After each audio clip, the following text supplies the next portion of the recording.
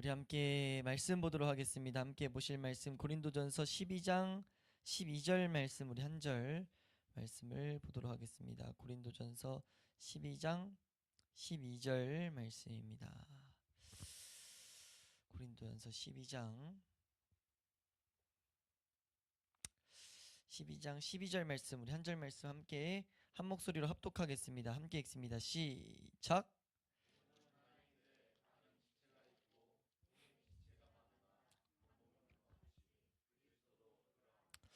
아멘. 우리 한번 따라하겠습니다. 거룩한 공교회와 성도의 교제를 믿습니다. 우리가 이 주일 저녁 계속 사도신경에 대해서 함께 보면서 이제 우리가 어떻게 보면은 성령에 대한 고백 두 번째라고도 볼 수 있습니다. 왜냐하면 이 내용은 성령님이 아니고서는 우리 가운데 이루어지지 않을, 이 고백이 이루어질 수 없기 때문이에요. 그래서 성령에 대한 두 번째 고백이자 그 고백에서 우리에게 가르치는 거룩한 공교회와 우리는 성도의 교제를 믿는다 라는 고백. 이 믿는다는 것은 내가 이 고백대로 살기 원한다 라는 것이 우리에게 있어야 된다는 겁니다. 그러니까 이 우리 사도신경에 대한 틀을 제대로 지금 함께 공부하고 있으니까 이렇게 기회가 될 때마다 새겨야 되는 것은, 사도신경은 성경에서 우리가 놓치지 않아야 될 중요한 틀을 우리에게 제공해주고 있다는 거예요. 이건 다른 말로 이 중요한 틀을 놓치는 순간 우리는 이걸 좀 쉽게 이해하면 이단스럽게 변할 수 있다는 겁니다. 그러니까 우리에게 그리스도인은요, 열심 너무 중요해요. 열심 반드시 있어야 되죠. 열심이 없는 것은 또 얘기할 필요가 없지만, 열심이 있는 것만큼 중요한 건 뭐냐면 방향성이 중요합니다. 내 열심이 올바른 방향에 있어야만이 그 열심은 우리 하나님 앞에서 상급이 될 수 있다는 거예요. 열심은 백날 갖고 아무리 많이 가져도 그것이 잘못된 방향이면은 오히려 그것은 하나님 앞에 책망받을 수 있는 내용이 될 수 있다는 겁니다.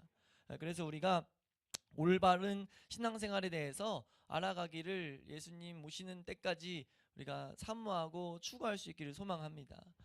그래서 우리가 이 사도신경을 배운 것들 한 번으로 그치지 않고 이것들을 이제 더 확장해서 배워갈 거예요. 오늘도 사실 오늘 내용을 한마디로 하면 교회론이거든요. 한번 따라갈까요? 교회론. 이 교회론은 저도 이제 공부를 더 해야 되는 내용이지만 한 번에 끝낼 수 있는 내용이 아닙니다. 교회론은 너무 중요하기 때문에. 근데 우리에게 고백을 하게 하는 이 고백으로서의 이 교회론, 알아야 될 교회론이 무엇인가에 대해서 우리가 이 시간, 짧은 시간 우리가 짧게 최대한 요약해서 핵심적인 것들만 우리가 보고 오늘 이제 마칠 텐데, 그 내용을 바라볼 때 우리가 올바른 이 교회론에 대해서 잘 새겨놓을 수 있길 소망합니다. 우리가 교회론이라는 것을 염두하려면은, 교회론은 성령의 사역이 아니고서는 설명할 수가 없어요.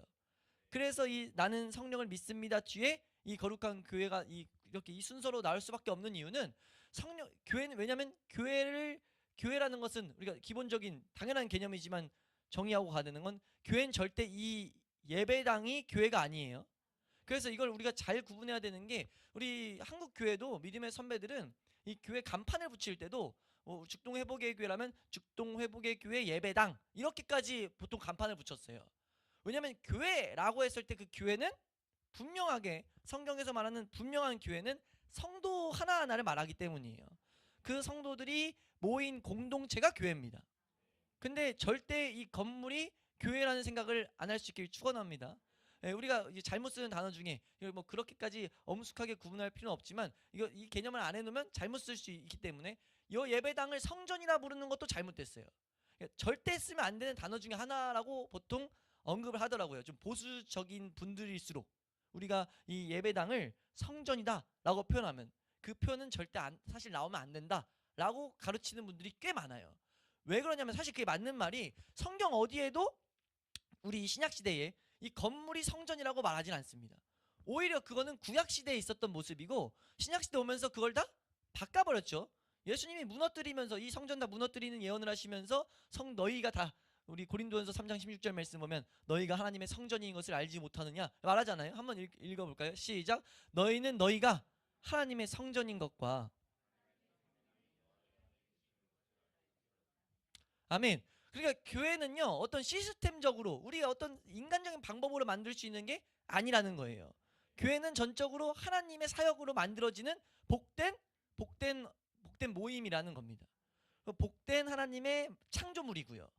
예, 그 개념을 우린 가지면서 그 맥락에서 우리가 이 생각에서 우리가 오해하고 있던 내용 중에 하나니까 절대 이 건물을 성전, 그래서 우리가 교회를 만약 예배당을 이게 증축할 때, 예배당을 새로 지을 때 보통 성전 건축 이렇게 하는데 그런 단어 쓰지 말라고 말한다는 거예요. 왜냐하면 우리도 모르게 그런 단어를 통해 가지고 잘못된 개념이 들어와 버린다는 거죠. 이런 건물들이 우리에게 성전으로서 내가 추구하게 만든다는 거예요. 우리가 그러니까 성전이란 것들의 잔재가 뭐냐면, 이런 강대상도 우리가 만질 때 뭐 이게 성물이다 막 이런 표현 하잖아요. 성물이 될 수 없다는 겁니다. 이걸 성물로 여기면 안 된다는 거예요. 왜냐하면 그렇게 여기는 공동체가 누구냐면 로마 카톨릭이에요. 지금 성당이 그래요. 성당은 지금도 이 모든 기구들이 되게 이게 하나님의 복된 걸로서 함부로 만지면 안 되고, 사제들이 뭐 이렇게 되게 조심스럽게 한단 말이에요. 근데 이거는 하나님이 하지 않게 만든, 이미 그걸 철폐해서 예수 그리스도 안에 다 담은 내용인데 다시금 돌아가게끔 만드는 하나의 마귀의 작전 중에 하나라는 겁니다. 우리가 교회론에 대해서 우리가 보는 이 시점에서 잘못 갖고 있는 이 개념들은 이게 잘못됐었구나 라는 것들을 잘 새겨놓을 수 있길 소망합니다. 우리 모인 곳은 예배당이고, 교회는 뭐다? 우리 사람 성도 하나하나가 교회다. 네. 그래서 오늘 가르치는 것도 거룩한 공교회라고 할 때는 완전히 집중적으로 건물은 배제되어 있다는 거예요. 다뤄지고 있지 않습니다. 여기서 거룩한 공교회를 고백하며 살아가야 된다 했을 때는 우리가 이 성도로서의 교회를 염두하고 이 고백을 시키는 거예요. 이해가 되시나요? 그래서 교회는 전적으로 성령님의 사역이라는 거죠. 우리가 하나하나 건물로서 지어져 가는 것 성령님이 하시는 거란 말이에요. 우리를 거룩하게 하시는 것도, 말씀을 적용시키는 것도, 말씀을 깨닫게 하시는 것도, 기도하게 하시는 것도, 하나님 앞에 나아가게 하는 것도 다 성령님이 하신다고요. 하나님 잘 들으셔야 돼요. 우리가 삼위 하나님의 사역을 배울 때 하나님께 나아가는 것, 예수 그리스도 때문에 나가지만 그것이 실제 우리의 것이 능력되게 하는 것, 실제화되게 하는 건 성령의 사역입니다. 그러니까 모든 그 일을 이뤄놓으신 거고, 예수 그리스도가 하나님이 작정하시고 예수 그리스도가 성취하시고 성령님이 우리 삶 가운데 경험시키시는 거예요.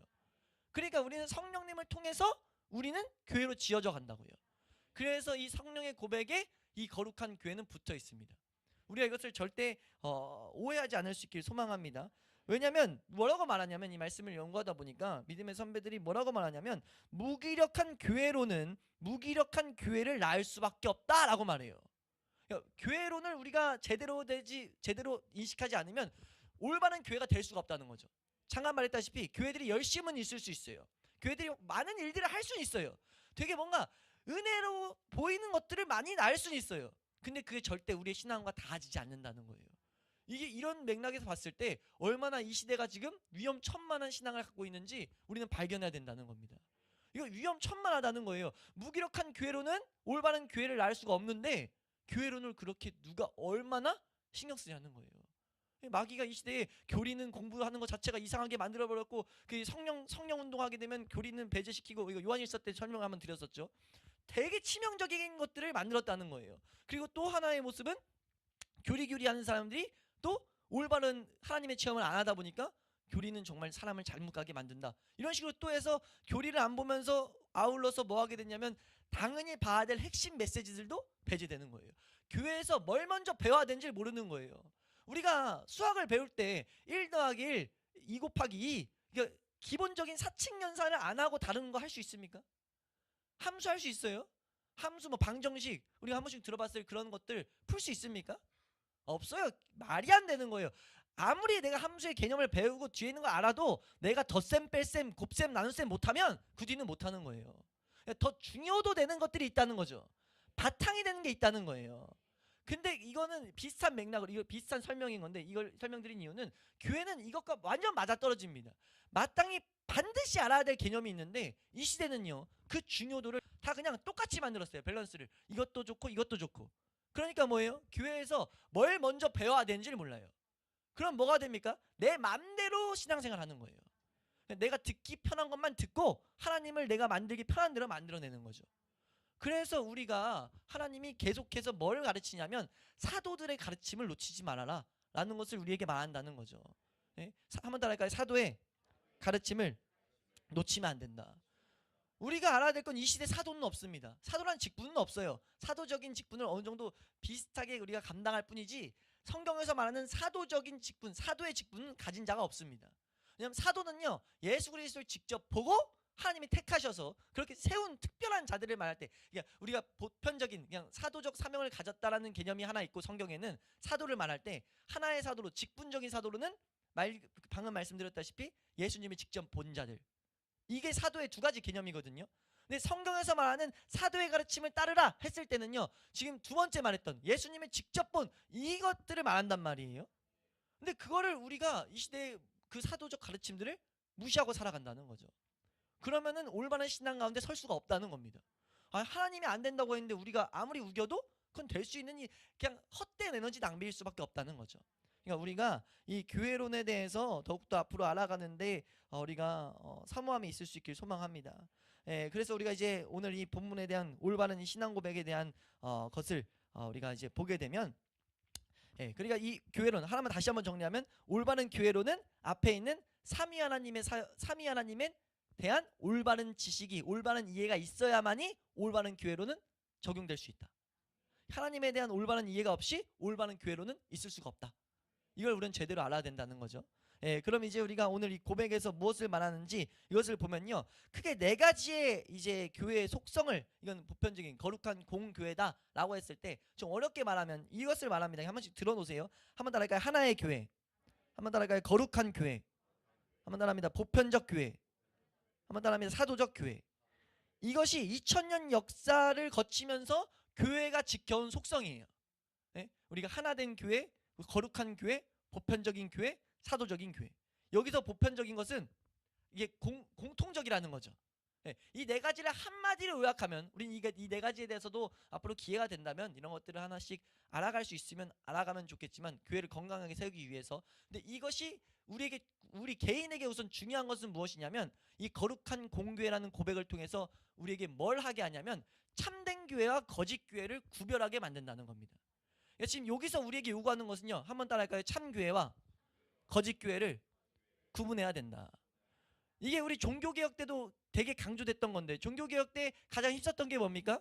지금 로마 카톨릭이 잘못됐기 때문에 잘못된 것과 옳은 교회를 만들어냈단 말이에요. 이 맥락에 있었던 것처럼 이 맥락에서 이 고백들은 더욱더 중요시 여겨졌는데, 다시 한번 따라합니다. 참교회와 거짓된 교회, 이거에 대한 분명한 이해가 있었어야 된다는 거예요. 이 고백은 방금 여태까지 좀 길게 설명했지만 이건 그냥 듣고 흘려보내면 될 내용들이고, 지금 우리가 이제 붙잡아야 될 것은, 우리가 나는 거룩한 공교회인 것을 믿습니다 라고 했을 때는 내 삶에 참된 신자에 대한 지식을 더욱더 알고 그것을 그 안에서 신앙이 자라가길 원합니다. 그러니까 우리에게 좀 더 쉽게 얘기하면 참된 구원에 대한 길을 알고 구원의 길을 내 삶 가운데 보기 원합니다. 그러니까 참된 성도와 거짓된 성도를 구분할 수 있어야 된다는 거예요. 거룩한 공교회라고 했을 땐 이 아까 네 가지의 속성을 말할 때요, 이 네 가지 속성은 하나로 정리할 수 있어요. 뭐냐면 복음을 제대로 받았는가 안 받았는가. 복음을 받으면 하나로 보편화될 수밖에 없다는 거죠. 아무리 인종이 다르고 나라가 다르고 문화가 다르고 다 달라도 하나님은 한 분이시고 복음은 하나이기 때문에 어느 시대든지 그 복음은 일치일 수밖에 없다는 거예요.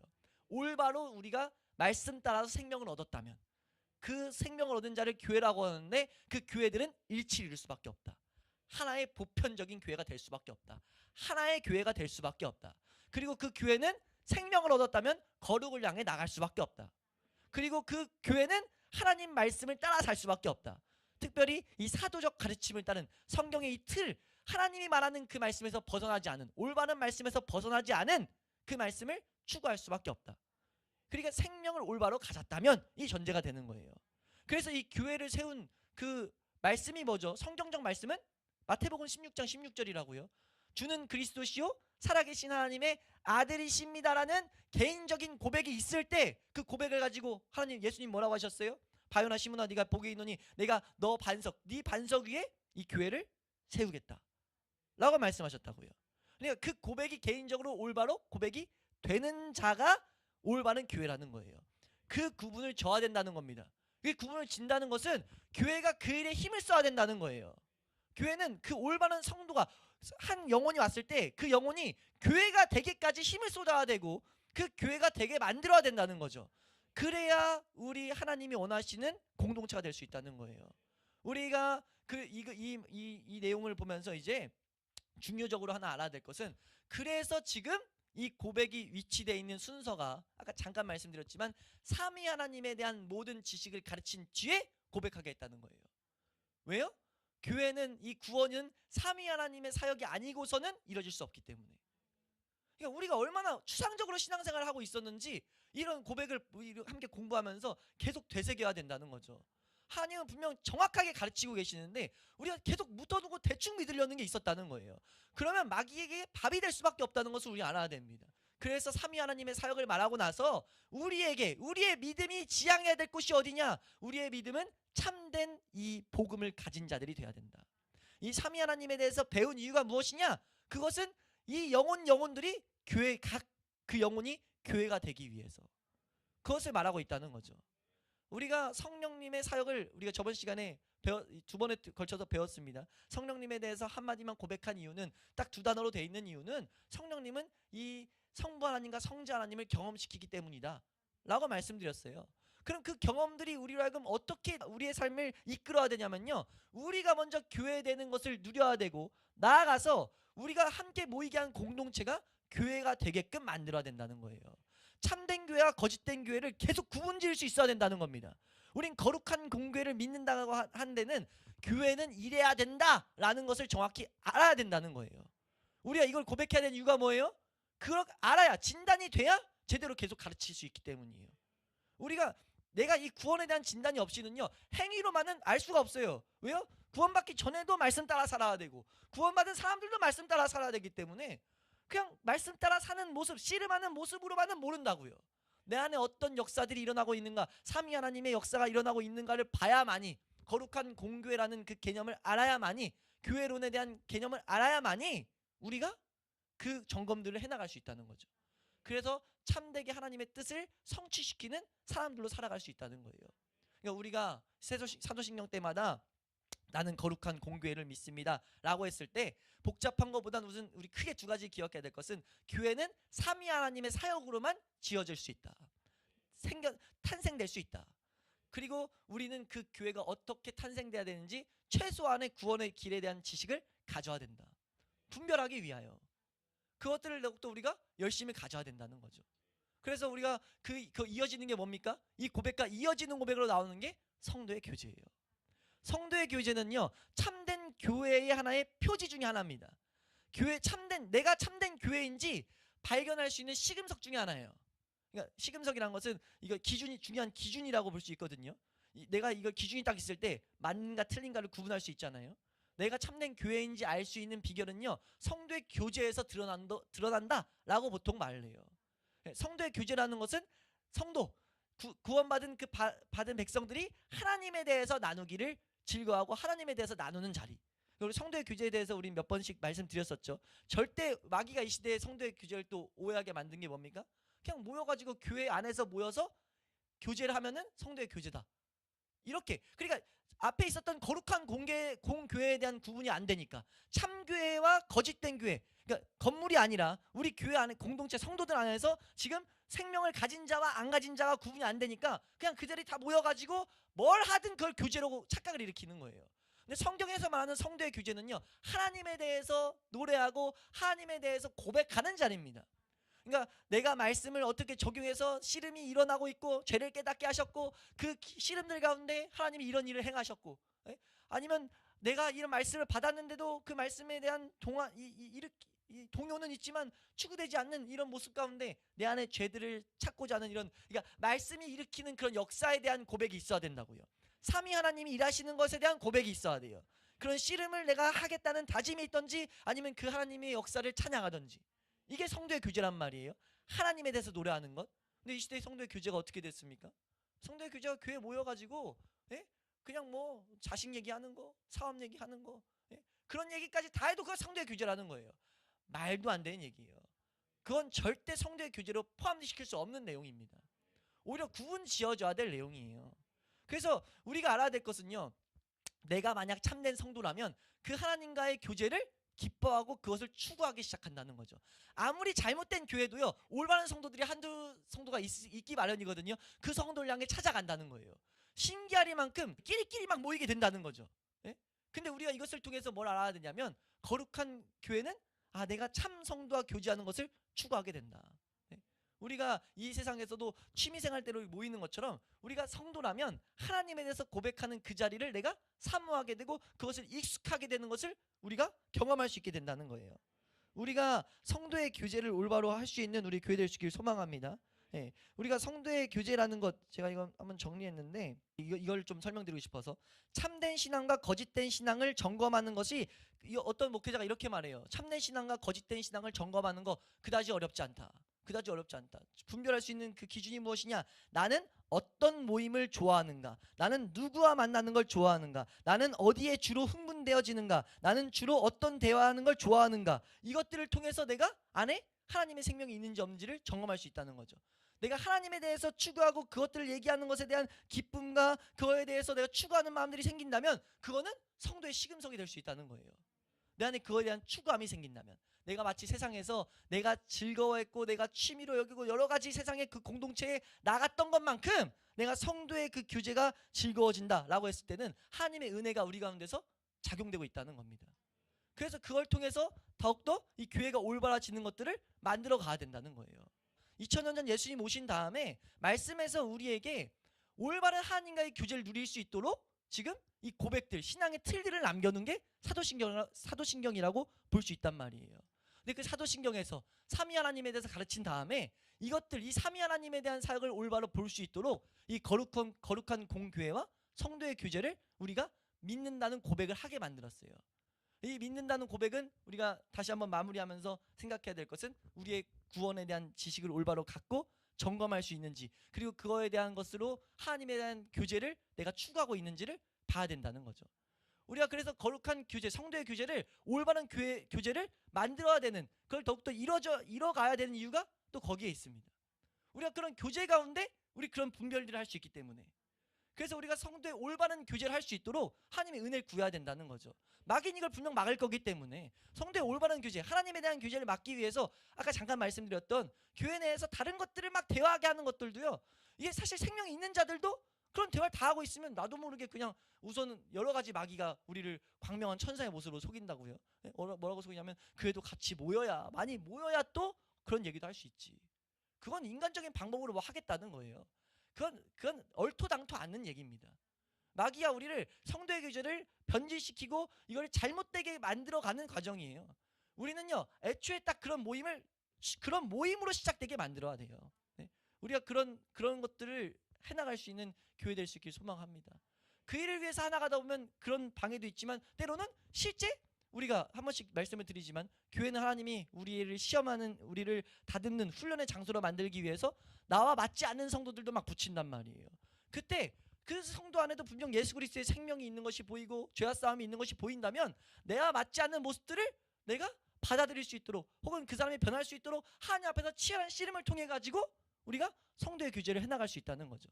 해나가야만 한다는 겁니다. 우리가 그런 과정을 통해서 우리가 이 마지막 때에 하나님이 쓰실 수 있는 그런 교회가 될 수 있기를 소망합니다. 아멘.